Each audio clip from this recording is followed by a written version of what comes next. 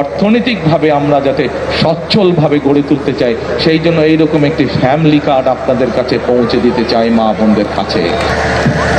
এখন প্রিয় ভাই বোনেরা, এই কাজগুলো করতে হলে দুটো বিষয় দরকার। এক, আপনাদের দোয়া, আল্লাহর কাছে হাত তুলে দোয়া করতে হবে যাতে যেই কথাগুলো আপনাদের জন্য, যেই কাজগুলো আপনাদের জন্য করতে চাইছি, সেই কাজগুলো করার জন্য যাতে আল্লাহ আজকে আমাদেরকে রহম করেন।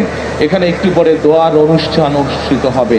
সেই দোয়ায় আমি মাওলানা সাহেবকে অনুরোধ করব যে যেই কথাগুলো আপনাদের জন্য আমরা যা করতে চাই, সেই কাজগুলো যাতে আপনাদের জন্য আমরা করতে পারি, সেই জন্য হাত তুলে যাতে আল্লাহর দরবারে আজকে আমরা দোয়া করতে পারি।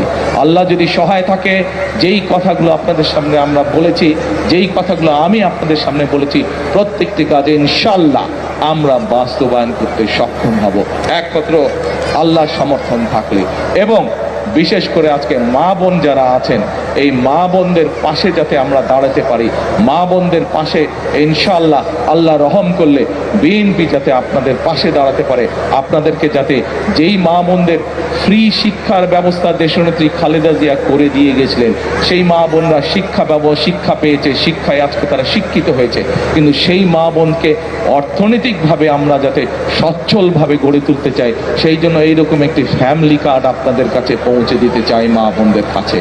যেই ফ্যামিলি কার্ডের কথা একটু আগে আমি বলেছি, কিন্তু সকল কিছু নির্ভর করবে একমাত্র রব্বুল আলামিনের রহমতের উপরে।